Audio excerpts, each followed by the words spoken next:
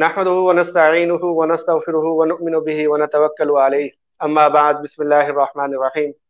मुअज़्ज़ज़ व मुकर्रम सामीन, आप दरस कुरान डॉट कॉम पर पूछिए मुफ्ती साहब प्रोग्राम देख रहे हैं। मैं हूं आपका मेज़बान मोहम्मद आसिम और हमारे साथ जामियतुर रशीद की मशहूर व मारूफ हस्ती मुफ्ती मोहम्मद साहब हैं,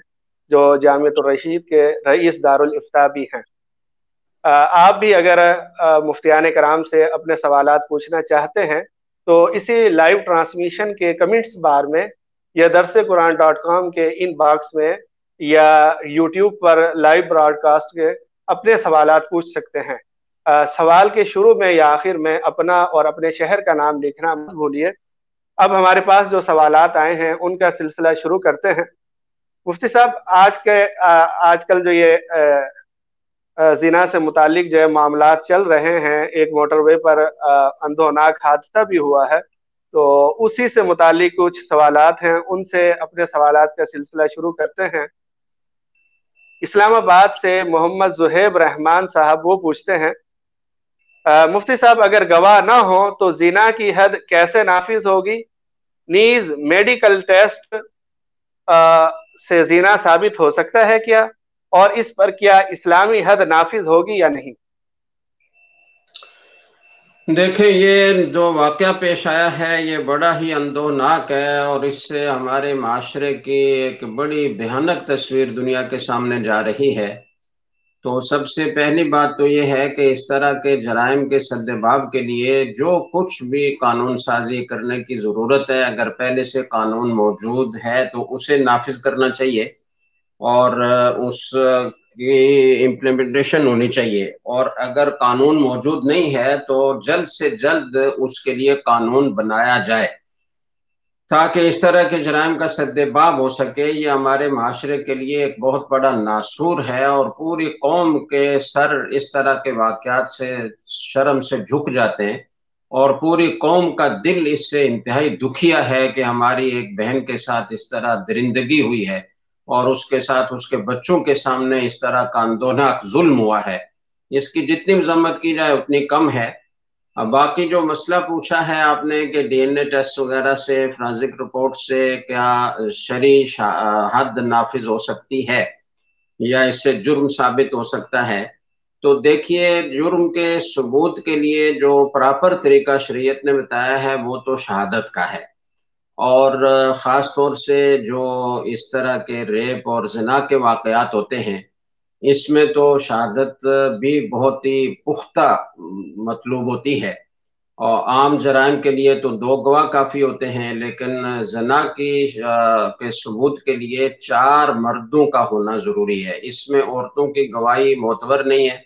और 2 की गवाही मोतबर नहीं है, बल्कि 4 गवाह जिनमें शहादत की पूरी शराइत मौजूद हों, वो अगर गवाही देंगे तो, क्योंकि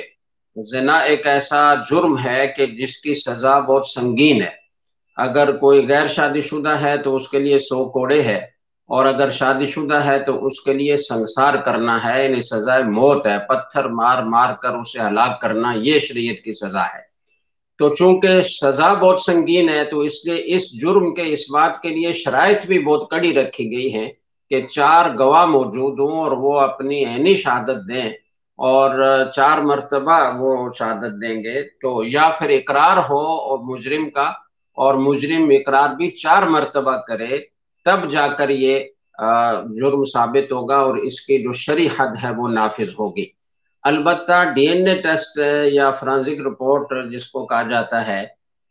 इसको शरई शहादत का दर्जा तो अभी तक उलमा ने नहीं दिया, लेकिन ये कि इसको एक तायदी शहादत के तौर पर लिया जा सकता है और इसको करीना करार दिया जा सकता है और उसको बुनियाद बनाकर तफ्तीश को आगे बढ़ाया जा सकता है। इसको बुनियाद बनाकर मुजरिम से इकरार जुर्म करवाया जा सकता है। तो इस तरह इस जुर्म के इस बात के लिए इसको तायद के तौर पर तो लिया जा सकता है, लेकिन बाकायदा मुकम्मल शहादत का दर्जा इसको हासिल नहीं है। अगरचे ये थोड़ा सा काबिल गौर भी है और उलमाए वक्त को चाहिए कि इस पर नए सिरे से गौर करें कि आया ये जो DNA ٹیسٹ ہوتا ہے، اس کا نتیجہ 100% یقینی ہوتا ہے۔ اگر 100% یقینی ہوتا ہے تو پھر کیا ہم اس کو ایک قرینہ قاطعہ کا درجہ دے سکتے ہیں یا نہیں دے سکتے؟ جیسے فقہا نے لکھا ہے کہ ایک کمرہ ہے اور اس کا ایک ہی دروازہ ہے، وہاں سے ایک آدمی باہر نکلا، چھری اس کے ہاتھ میں ہے، خون آلود ہے، خائف ہے، اس کی کیفیت سے معلوم ہوتا ہے کہ یہ کوئی جرم کر کے نکلا ہے، اور اس دروازے سے جب اندر گئے تو دیکھا کہ ایک آدمی ذبح کیا ہوا پڑا ہے،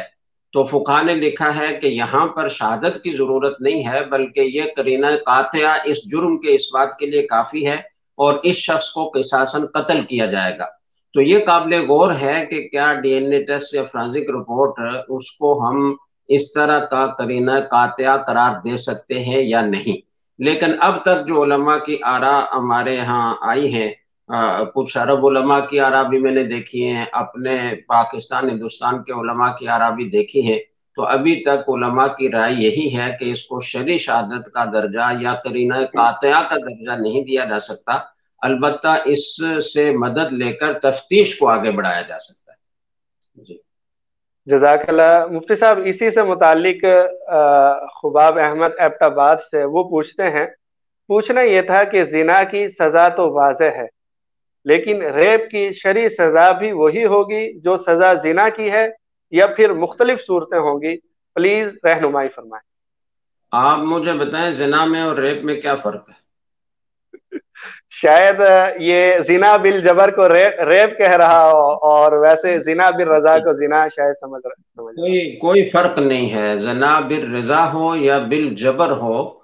دونوں کی سزا وہ ایک ہی ہے۔ البتہ جو خاتون ہے جس پر جبر کیا گیا ہے، اگر یہ ثابت ہو جائے کہ اس کی رضامندی اس میں شامل نہیں تھی اور اس پر جبر کیا گیا ہے، تو وہ پھر وہ سزا جو حد ہے وہ اس پر جاری نہیں ہوگی۔ جزاک اللہ۔ اسکاٹ لینڈ سے عدنان یونس صاحب وہ بھی اسی سے متعلق سوال پوچھتے ہیں۔ وہ پوچھ رہے ہیں کہ ریپس کے حالیہ واقعات منظر عام پر آنے کے بعد فطری طور پر عوام اور حکومتی حلقوں میں اضطراب اور غصے کی کیفیت ہے، جس کی وجہ سے ریپسٹ کو قرار واقعی سزا کا مطالبہ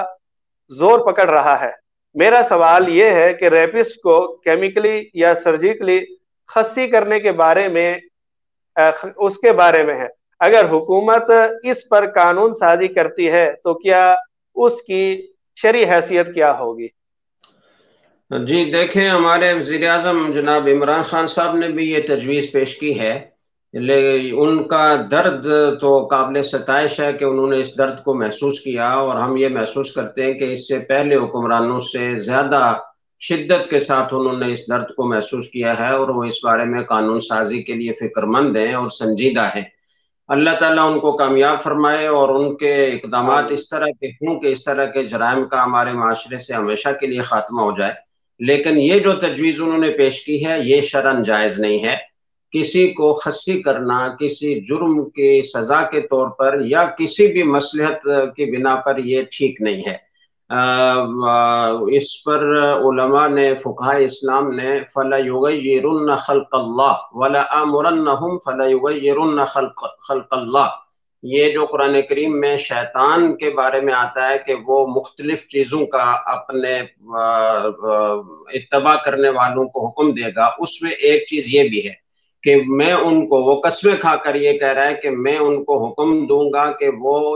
خلق کی تغییر کریں۔ اللہ تعالیٰ نے جو انسان کے اندر اعضاء پیدا کیے ہیں اور جس انداز سے پیدا کیے ہیں اس میں تبدیلی کریں، تو یہ خصی کرنا یہ اسی تبدیلی میں آتا ہے۔ تو یہ گویا کہ شیطان کا حکم ماننے کے مترادف ہے، اور یہ اللہ تعالیٰ کی مرضی کے مطابق نہیں ہے۔ اسی طرح حدیث میں آتا ہے، صحیح بخاری میں ہے، حضرت عبداللہ ابن مسعود رضی اللہ تعالیٰ عنہ فرماتے ہیں، کننا نغزو مع رسول اللہ صلی اللہ علیہ وسلم وما کان لنا شیء، ہم رسول اکرم صلی اللہ علیہ وسلم کے ساتھ جہاد کے سفر میں ہوتے تھے، جہاد کرتے تھے، اور ہمارے لیے ظاہر ہے کہ وہاں بیویاں باندیاں موجود نہیں ہوتی تھیں۔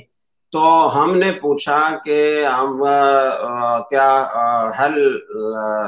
نستخسی، ہم کیا خصی ہو جائیں؟ تو فنہانا عن ذلک، رسول اکرم صلی اللہ علیہ وسلم نے ہمیں اس سے منع فرمایا۔ تو کسی جرم کی سزا کے طور پر بھی تغییر خلق اللہ نہیں کی جا سکتی، اور کسی ایسے عضو کو جو اللہ تعالیٰ کی پیدا کردہ چیز ہے اس کو ختم نہیں کیا جا سکتا۔ البتہ اس کا یہ مطلب نہیں ہے کہ ایسے مجرم کی جب تک کہ شہادت شریعہ موجود نہ ہو تو اس کو سزا نہیں دی جا سکتی۔ اگر قرائن سے یہ واضح ہے کہ یہ آدمی مجرم ہے یا اس نے جرم کا اقرار کر لیا ہے، تو ایسی صورت میں حاکم اسے سخت سے سخت سزا بھی دے سکتا ہے۔ اگر اقرار کر لیا ہے تو پھر تو اس کی شرعی سزا ہے، اگر وہ شادی شدہ ہے جیسے کہ اس واقعے کا مجرم ہے تو وہ اسے تو سنسار کیا جائے گا، اسے پتھر مار مار کر سر عام، اور اس کے لیے قرآن کریم میں یہ فرمایا سب لوگوں کو حاضر ہونا چاہیے تاکہ اس مجرم کو دیکھ کر اور اس کی اس طرح کی کڑی سزا کو دیکھ کر سب کو عبرت حاصل ہو اور معاشرے سے جرائم کا خاتمہ ہو، دوسرے اس کو دیکھ کر عبرت حاصل کریں۔ تو وہ سزا جاری کرنی چاہیے جو شریعت نے بتائی ہے۔ اور اگر جرم ثابت نہیں ہوتا، مجرم اقرار بھی نہیں کرتا، شہادت شریعہ بھی موجود نہیں ہے، لیکن حالات اور واقعات اور قرائن اس بات پر دلالت کرتے ہیں کہ یہ شخص مجرم ہے، تو اگرچہ شہادت شریعہ موجود نہ ہو اور اس طرح کے واقعات معاشرے میں آئے روز پیش آ رہے ہوں اور بڑھتے جا رہے ہوں، تو معاشرے سے ان جرائم کے خاتمے کے لیے حکومت وقت کو، حاکم وقت کو، قاضی کو یہ اختیار ہوتا ہے کہ وہ کوئی تعزیری سزا جاری کرے، اور اگر مصلحت کا تقاضا یہ ہو کہ وہ تعزیر جو موت کی سزا کی صورت میں ہو تو موت کی سزا بھی جاری کی جا سکتی ہے۔ فقہائے حنفیہ کا یہ مسلک ہے جو فقہ حنفی کی کتب میں واضح طور پر لکھا ہوا ہے کہ سیاستاً حاکم اور امیر قاضی وقت وہ قتل کی سزا بھی سنا سکتا ہے کسی مجرم کو، جس کے لیے قتل کی سزا قرآن و سنت میں بیان نہیں کی گئی، لیکن مصلحت کا تقاضا یہ ہے، سیاست کا تقاضا یہ ہے، معاشرے کو جرائم سے پاک کرنے کا تقاضا یہ ہے، اور بار بار اس طرح کے جرائم پیش آ رہے ہیں، اور ظاہر ہے کہ اس طرح کے جرائم کے لیے شہادت مہیا کرنا یہ آسان نہیں ہوتا، اور یہ شاذ و نادر ہی کبھی اس طرح کی صورتحال پیدا ہو سکتی ہے کہ چار گواہ بالکل عینی شاہد ہوں، اور جیسے فقہا نے اس کے لیے کل میل فی المکحلہ کے الفاظ استعمال کیے ہیں اس طرح وہ شہادت دیں بالکل اپنے مشاہدے کی، تو یہ عام طور پر ممکن نہیں ہوتا، لیکن دوسرے قرائن واضح طور پر دلالت کر رہے ہوتے ہیں کہ یہ شخص مجرم ہے، تو ایسی صورت میں حاکم وقت کو، قاضی وقت کو سیاستاً اس کے قتل کی سزا سنانے کا بھی اختیار ہے اور وہ سزا جاری کی جا سکتی ہے۔ تو جب قتل تک کی سزا اس کے لیے جاری کرنے کا شریعت نے حکم دیا ہے، اگر شہادت شریعہ سے ثابت ہو جائے جرم، اور اگر شہادت شریعہ سے ثابت نہ ہو اور جرم کی سنگینی واضح ہو تو سیاستاً اس کے قتل کی سزا کا حاکم وقت کو اختیار ہے، تو پھر اس طرح خصی کرنے کا جو عمل غیر شرعی ہے اور غیر فطری ہے اس کی طرف نہیں جانا چاہیے۔ جزاک اللہ مفتی صاحب تفصیلی جواب دینے کا۔ ایک سوال ہے، کچھ یہ تفصیلی سوال ہے، وہ پوچھ رہے ہیں کہ بندے کا چائے پراٹھے کا ہوٹل ہے جو علاقے کی خوب لمبی چوڑی گلی میں واقع ہے، جو کہ حاصل پہلے میں عرض کرتا ہوں، بہت لمبا سوال ہے، میں اس کو مختصر کر کے خود ہی بتا دیتا ہوں کہ سوال کیا ہے۔ سوال یہ ہے کہ ہم نے ہوٹل بنایا،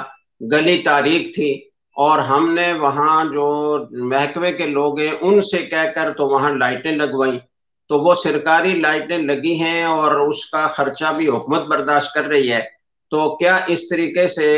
ان سے کہہ کر لائٹیں لگوانا اور حکومت کے ذمے اس کا خرچ ڈالنا یہ جائز ہے، یا اس چونکہ لائٹوں سے فائدہ ہوٹل والوں کو پہنچ رہا ہے کہ لائٹ کی وجہ سے لوگ آتے ہیں اور ہوٹل سے چائے پیتے ہیں، کھانا کھاتے ہیں، تو اس کا بل وہ ہوٹل والوں کو ادا کرنا چاہیے؟ تو دیکھیں، اگر کوئی آپ نے غبن نہیں کیا، آپ نے کسی کا حق نہیں مارا، آپ نے کوئی رشوت دے کر ناحق کوئی چیز وصول نہیں کی، بلکہ اس گلی میں حکومت کی ذمہ داری تھی کہ وہ لائٹیں لگاتی، اور وہ لائٹیں لگانے کا ان کا منصوبہ پہلے سے موجود تھا لیکن اس میں تاخیر ہو رہی تھی، آپ کے کہنے کی وجہ سے وہ لائٹیں جلدی لگ گئی ہیں، تو یہ حکومت کی ویسے ہی ذمہ داری تھی، اس نے لائٹیں لگائی ہیں اور اس کی وجہ سے آپ کو فائدہ پہنچ رہا ہے، تو کوئی حرج کی بات نہیں ہے، وہ حکومت ہی کی ذمہ داری تھی اور وہ اپنی ذمہ داری پوری کر رہی ہے، آپ پر اس کا بل ادا کرنا کوئی ضروری نہیں۔ جزاک اللہ۔ عرب امارات سے مامون صاحب پوچھتے ہیں، میں عرب امارات میں جاب کرتا ہوں، ہم غیر مسلم کے ساتھ اکٹھے رہتے ہیں،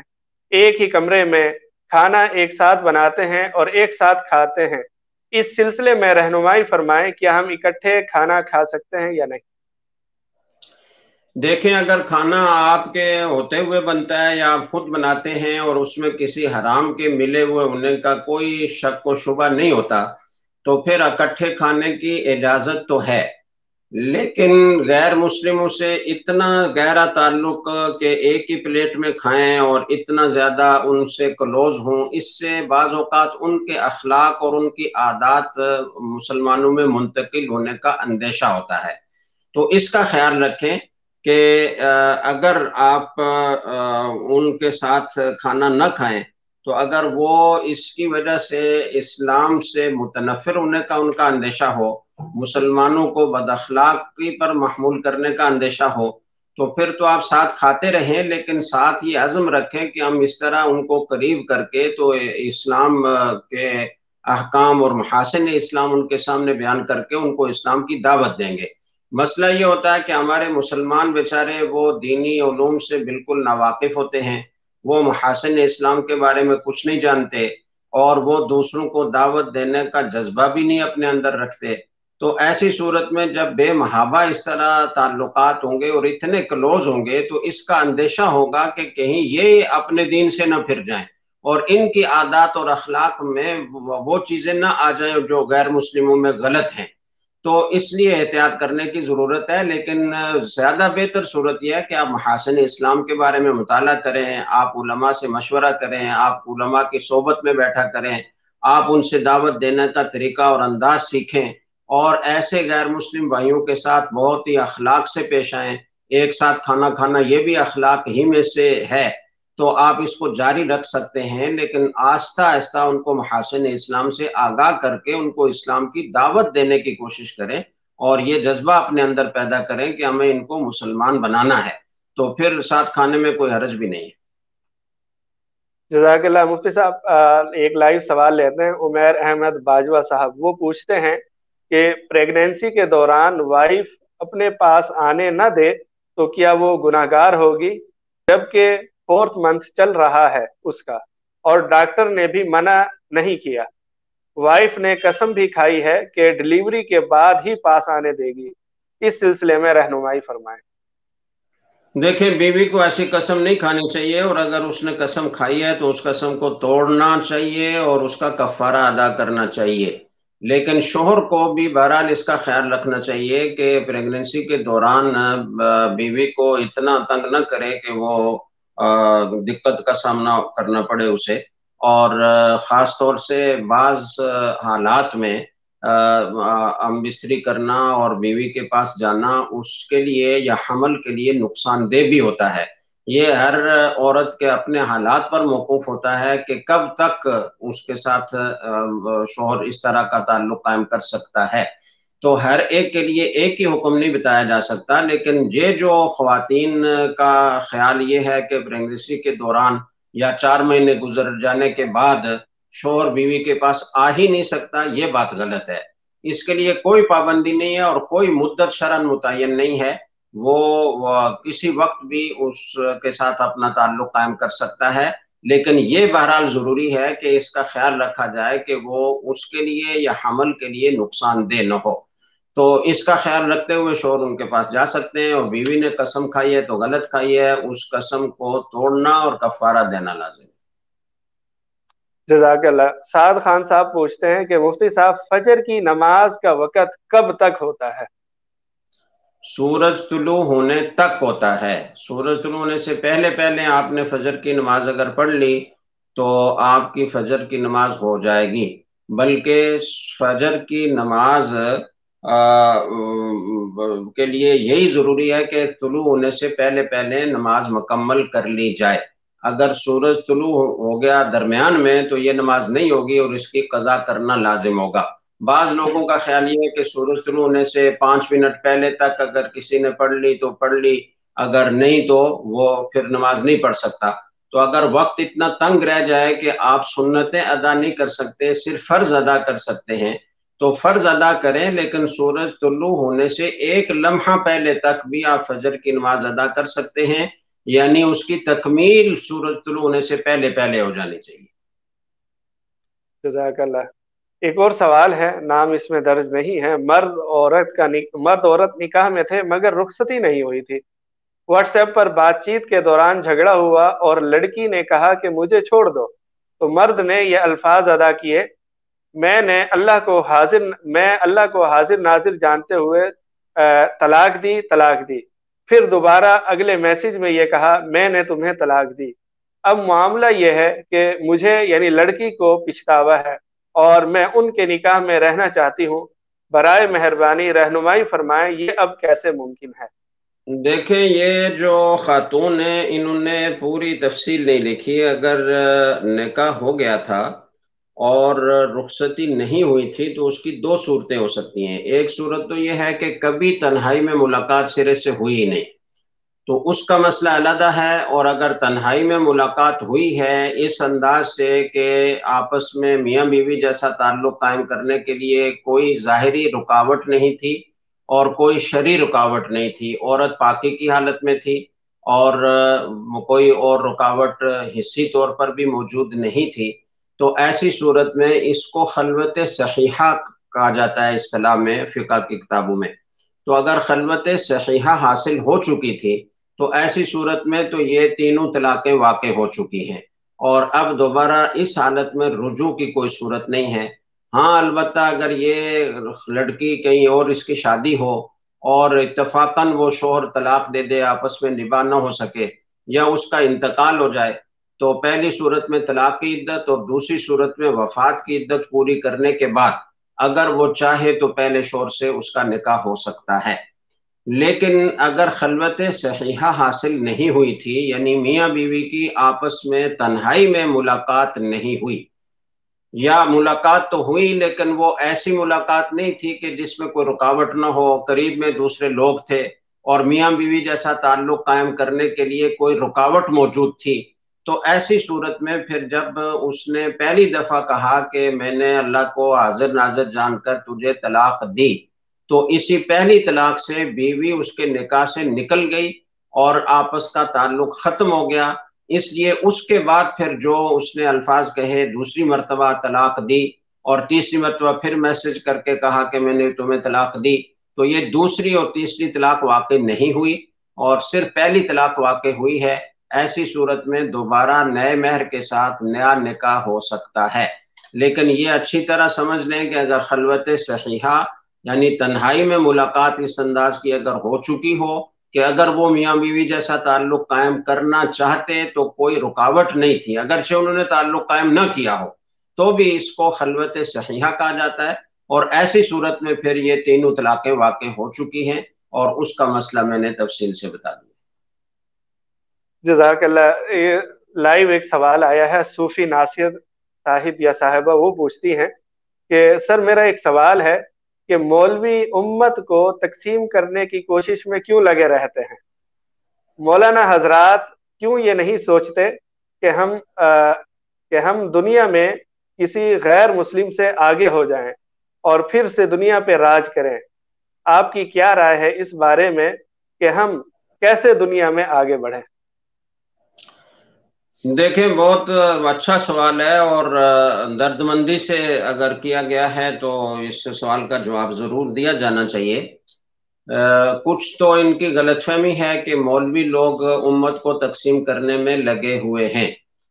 مولوی لوگ نہیں لگے ہوئے ہیں، اس کا پتہ چلانا چاہیے کہ کون لوگ ہیں جو امت کو تقسیم کرنے میں لگے ہوئے ہیں۔ جو ہمارے فقہی اختلافات، مسلکی اختلافات آپس میں ہیں، یہ کوئی نئے نہیں ہیں اور یہ صدیوں سے چلے آ رہے ہیں، دور اول سے چلے آ رہے ہیں۔ صحابہ کرام کے دور ہی سے فرقے شروع ہو گئے تھے اور مختلف مسلک تھے۔ اس میں پھر دو قسم کے اختلافات ہیں۔ ایک تو مسلکی اختلافات ہیں، جیسے کچھ حضرات امام اعظم ابو حنیفہ رحمہ اللہ تعالیٰ کے پیروکار ہیں، ان کی تقلید کرتے ہیں ان مسائل میں، جن میں قرآن و سنت میں کوئی واضح حکم موجود نہیں ہوتا، ورنہ تو قرآن و سنت ہی کا اتباع کیا جاتا ہے۔ کچھ حضرات امام مالک رحمۃ اللہ علیہ کے متبع ہیں، کچھ امام شافعی رحمۃ اللہ علیہ کے، کچھ امام احمد بن حنبل رحمۃ اللہ علیہ کے۔ مجتہدین تو سینکڑوں تھے، لیکن ان چاروں کی فقہ کو اللہ تعالیٰ نے قبولیت عطا فرمائی اور وہ باقاعدہ مدون ہوئی، اور اس میں پورے اسلامی نظام زندگی کو بیان کیا گیا، اور زندگی کا کوئی گوشہ ایسا نہیں ہے کہ جس کے بارے میں ان چار فقہ میں رہنمائی موجود نہ ہو۔ تو اس لیے امت میں اس کو قبول عام حاصل ہوا، اور امت ان چار مسالک میں تقسیم ہو گئی۔ تو یہ تو ان کے درمیان تو کوئی اختلاف ایسا نہیں ہے، یہ چاروں آپس میں ایک دوسرے کو اہل حق سمجھتے ہیں، اجتہادی مسائل میں اختلاف رائے رکھتے ہیں، اور ہر مجتہد کے مقلد اپنے مجتہد کی تقلید کرتے ہیں، لیکن دوسرے پر کوئی تنقید نہیں کرتے، دوسرے کو کوئی برا بھلا نہیں کہتے، دوسرے پر کوئی فتویٰ نہیں لگاتے۔ تو یہ اختلاف تو صحابہ کرام کے دور سے چلا آ رہا ہے، اور یہ امت کے لیے رحمت ہے، اس سے امت کے لیے وسعت کے دروازے کھلتے ہیں۔ ایک پہلے بھی شاید میں نے گفتگو کی ہو اس موضوع پر، ایک مختصر سی مثال میں عرض کرتا ہوں کہ جب کبھی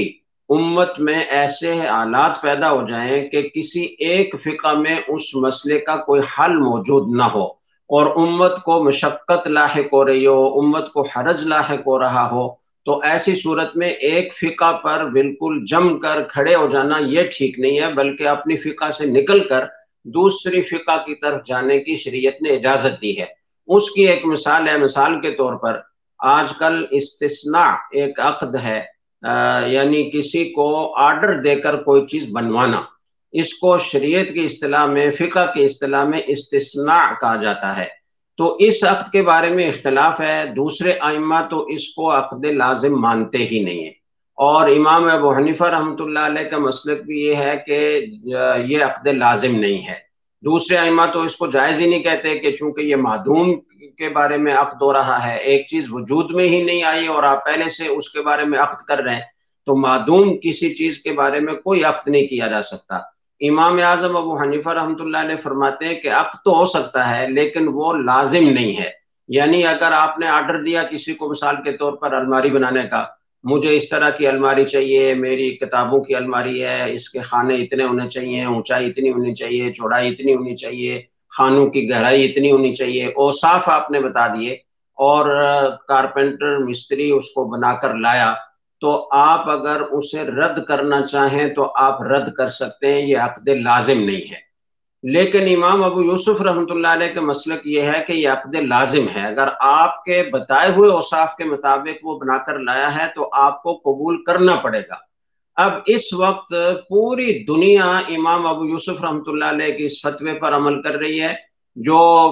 فقہ شافعی والے ہیں، فقہ حنبلی والے ہیں، فقہ مالکی والے ہیں، جو اس عقد کو سرے سے جائز ہی نہیں کہتے، وہ بھی اسی امام ابو یوسف رحمۃ اللہ علیہ کے قول پر فتویٰ دے رہے ہیں۔ اس لیے کہ اس وقت پوری دنیا میں استثناء کے عقد کا اتنا زیادہ رواج ہو گیا ہے کہ اس کو اگر ناجائز قرار دیا جائے تو ہمارے بہت سارے عقود وہ ناجائز قرار پائیں گے، اور امت ایک حرج میں اور مشقت میں پڑے گی۔ یہ جتنے بڑے بڑے پل بنتے ہیں، جتنی بڑی بڑی سڑکیں بنتی ہیں، جتنے بڑے بڑے پلازے بنتے ہیں، 20 منزلہ، 30 منزلہ، 70 منزلہ، یہ سارے استثناء کے عقد کے تحت بن رہے ہوتے ہیں۔ تو اگر اس کو ناجائز قرار دیا جائے تو پھر تو ہمارا بہت بڑا حصہ وہ ناجائز میں چلا جائے گا، اور اس سے اگر رکتے ہیں تو امت کا کاروبار زندگی متاثر ہوتا ہے۔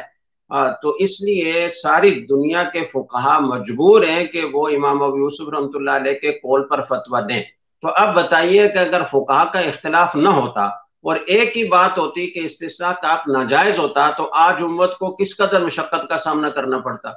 ایک فقہی اختلاف کی بنا پر ایک قول موجود تھا کہ یہ استثناء کا عقد جائز ہے اور لازم ہے، تو ایسی صورت میں یہ امت کے لیے رحمت ثابت ہوا۔ تو اس طرح کے اختلاف کو تو فرقہ واریت نہیں کہنا چاہیے، اور اس کو امت کی تقسیم نہیں قرار دینا چاہیے، یہ امت کے لیے وسعت اور رحمت ہے۔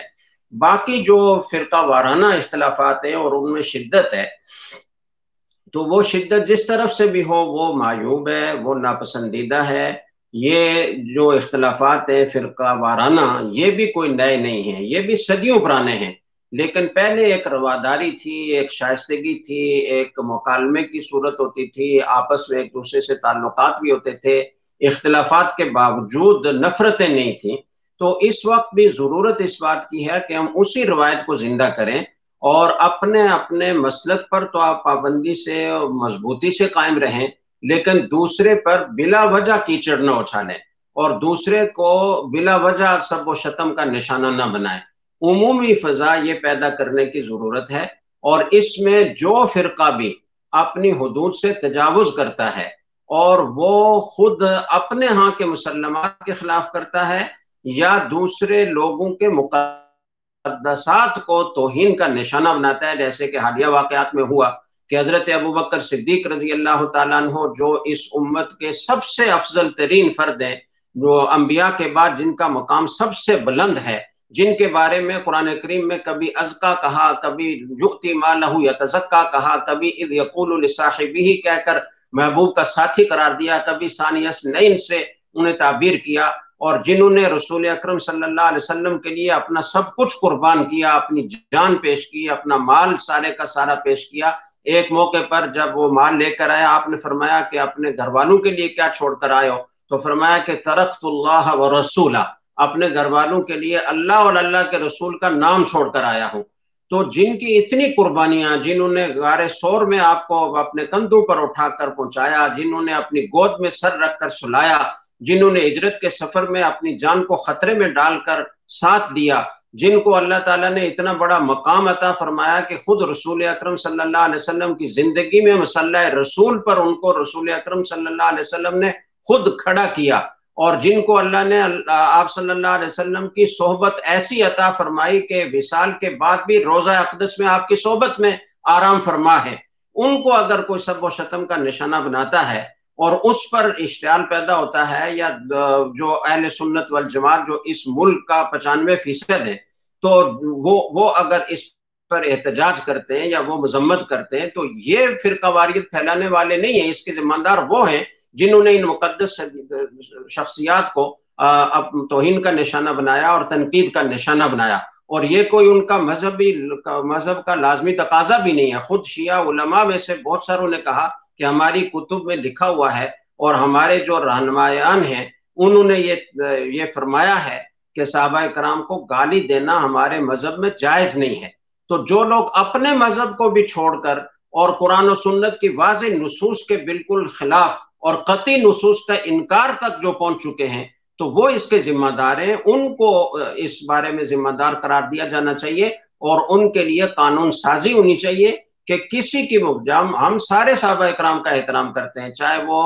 خلفائے راشدین ہوں، چاہے وہ اہل بیت اطہار ہوں، چاہے وہ دوسرے صحابہ کرام ہوں، ایک ادنا سے ادنا صحابی بھی وہ پوری امت کے اولیاء اللہ کو جمع کر لیا جائے تو ان سے ان کا مرتبہ بڑا ہوا ہے۔ حضرت عبداللہ ابن مبارک رحمہ اللہ تعالیٰ سے کسی نے پوچھا کہ یہ بتائیے کہ حضرت عمر بن عبدالعزیز افضل ہیں یا حضرت امیر معاویہ رضی اللہ تعالیٰ عنہ افضل ہیں؟ تو بہت ناراض ہوئے اور بہت ناگواری ظاہر کی، اور فرمایا کہ حضرت امیر معاویہ رضی اللہ تعالیٰ عنہ رسول اکرم صلی اللہ علیہ وسلم کے ساتھ سفر جہاد میں جاتے ہوئے جو گرد و غبار ان کی ناک کو لگا، اس غبار کا مقابلہ عمر بن عبدالعزیز رحمہ اللہ تعالیٰ سے کیا جائے تو وہ غبار 1000 مرتبہ افضل ہوگا۔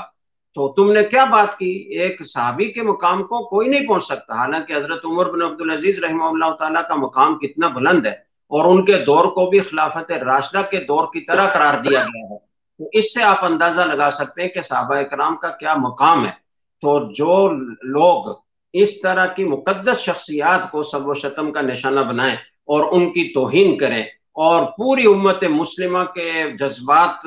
کو مجروح کریں، تو اس اختلاف اور انتشار پیدا کرنے کے ذمہ دار وہ ہیں۔ حکومت وقت کو چاہیے کہ وہ ان کے خلاف ایسی سخت کارروائی کرے اور ایسے لوگوں کو ایسی عبرتناک چوک میں کھڑا کر کے سزا دے تاکہ آئندہ کسی کو یہ جرت نہ ہو سکے۔ تو یہ سمجھنے کی ضرورت ہے کہ کون ہے جو اس فرقہ واریت کو ہوا دے رہا ہے ایسے وقت میں، جبکہ پاکستان مشکلات سے دوچار ہے، چاروں طرف سے بحرانوں میں گرا ہوا ہے، معیشت اس کی اتنی تباہ حال ہے، اور دشمن طاقتیں اس کو نقصان پہنچانے کے لیے ساری اکٹھی ہو رہی ہیں۔ ایسے وقت میں جب کہ پاکستان ایک نیا بلاک بنانے کی کوشش میں ہے اور اپنی مشکلات کا بڑا جمع مردی سے مقابلہ کر رہا ہے، اور یہاں کی پوری قوم گویا ان حالات کو سمجھتی ہے، ایسے وقت میں اس طرح کے جو ہے وہ اقدامات اور اس طرح کے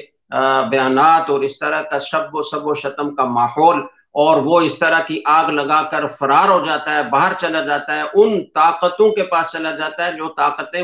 پاکستان کو نقصان پہنچانا چاہتی ہیں اور یہاں ایک خانہ جنگی کا ماحول پیدا کرنا چاہتی ہیں، تو ایسے لوگوں کو پکڑا جائے اور ایسے لوگوں کو ایسی عبرتناک سزا دی جائے کہ آئندہ کسی کو ہمارے اس پیارے وطن ملک پاکستان میں اس طرح کی فرقہ واریت اور اس طرح کی اشتعال انگیزی پھیلانے کی جرت نہ ہو سکے۔ تو یہ سوچنے کی بات ہے کہ یہ علماء کرام امت کو تقسیم کر رہے ہیں یا اس طرح کے کچھ دریدہ دہن اور شریر لوگ ہیں جو ہمارے پورے ملک کو اور پوری امت کو نقصان پہنچانا چاہتے ہیں اور ہمارے دین اسلام کو نقصان پہنچانا چاہتے ہیں۔ آپ اندازہ لگائیں نا کہ صحابہ کرام رضی اللہ تعالیٰ عنہم کو اگر بیچ سے نکال دیا جائے تو پھر دین کا باقی رہ کیا جاتا ہے؟ یہ قرآن کریم ہمیں صحابہ کرام کے واسطے سے پہنچا، یہ نماز ہمارے پاس صحابہ کرام کے واسطے سے پہنچی، زکوٰۃ کے احکام صحابہ کرام کے واسطے سے پہنچے، حج کے احکام صحابہ کرام کے واسطے سے پہنچے۔ اگر ان کے واسطے کو درمیان سے ہٹا دیا جائے تو ہمارے دین کا تو کوئی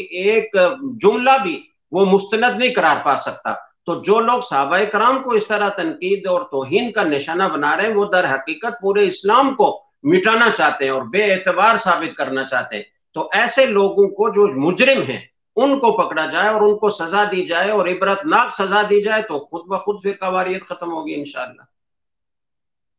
جزاک اللہ مفتی صاحب، تفصیلی جواب دینے کا وقت، سوالات تو اگرچہ کافی ہیں لیکن وقت اوپر ہو چکا ہے، تو آپ کا بہت بہت شکریہ۔ معزز و مکرم سامعین، آج کی نشست کا اختتام ہوا۔ اگر آپ مفتیان کرام سے اپنے سوالات پوچھنا چاہتے ہیں تو اسی لائیو ٹرانسمیشن کے کمنٹس بار میں یا درسقرآن.com کے ان باکس میں اپنے سوالات تحریر کر دیجئے۔ انشاءاللہ اگلی نشست میں ان کو شامل کرنے کی کوشش کریں گے۔ اس وقت تک کے لیے اللہ حافظ۔ السلام علیکم ورحمۃ اللہ وبرکاتہ۔ وعلیکم السلام ورحمۃ اللہ وبرکاتہ۔